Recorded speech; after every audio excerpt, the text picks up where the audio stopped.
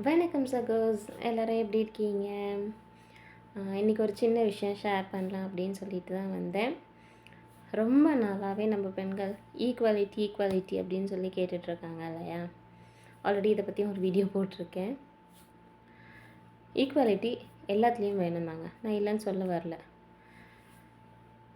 நம்ம எப்படி பெண்ணுங்களுக்கு ஈக்குவாலிட்டி கேட்டுட்ருக்கோமோ அதே மாதிரி பசங்களுக்கும் வேணும்.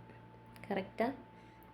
அதை உங்களுடைய ஜென்ரேஷன்ஸில் இருந்து உங்களுடைய ஃப்யூச்சர் ஜென்ரேஷனில் இருந்து பெண்ணுங்களாக இருக்கிற நீங்கள் தான் தொடங்கணும்.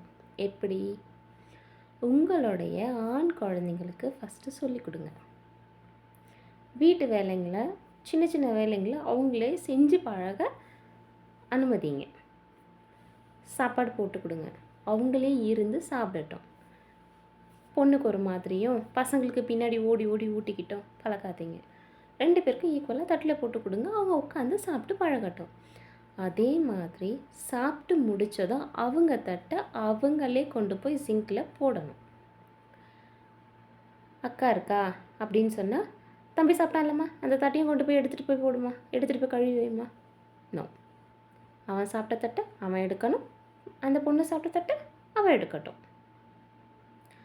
அந்த மாதிரி நீங்கள் எப்போ பழகுறீங்களோ அப்போ தான் சின்ன பிள்ளையிலேருந்து பழகும்போது தான் அவங்களுக்கு தெரியும், ஓகே இது நம்மளுடைய வேலைகள், நம்ம செஞ்சது, நம்ம சாப்பிட்டதை நம்ம தான் எடுக்கணும் அப்படின்னு சொல்லி.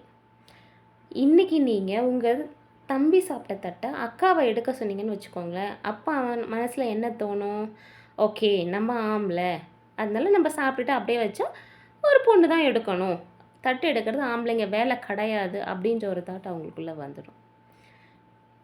என்ன விதைக்கிறோமோ அதுதான் வளரும், என்ன விளையுதோ அதுதான் நம்ம அறுக்க முடியும். ஸோ சின்ன குழந்தையிலேருந்தே அவங்களுக்கு இது எல்லாமே சொல்லி கொடுங்க. ஏன்னா பழைய காலம் மாதிரி இல்லைங்க. ஏன்னா அந்த காலத்தில் மேக்ஸிமம் ஆணுங்க எல்லாருமே வேலைக்கு போனாங்க, பொம்பளைங்க வீட்டில் இருந்தாங்க. அதனால் ஆண்கள் ஆல்ரெடி அங்கே அவ்வளோ கஷ்டப்பட்டு வேலை செஞ்சுட்டு வர்றவங்களுக்கு திரும்பவும் வீட்டில் எந்த கஷ்டமும் கொடுக்கக்கூடாது அப்படிங்கிறதுக்காக எல்லா வேலைகளையும் பெண்களையும் இழுத்து போட்டு செஞ்சாங்க.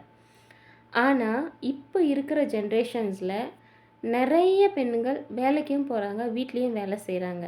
அதை புரிஞ்சுக்கிட்ட சில ஆண்கள் ஹெல்ப் பண்ணுறாங்க, நான் இல்லைன்னு சொல்ல வரல. ஆனால் இன்னும் சில பேர் அப்படி தான் இருக்காங்க. சப்போர்ட் பண்ணுற ஆம்பளைங்களுக்கு சல்யூட். பண்ணாதவங்க தயவு செஞ்சு இனிமேலாவது உங்கள் ஒய்ஃப்க்கு ஹெல்ப் பண்ண ட்ரை பண்ணுங்கள்.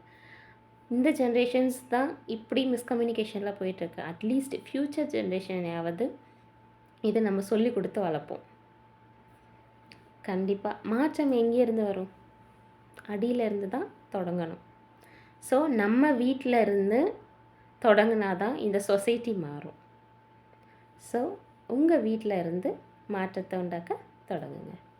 Bye bye.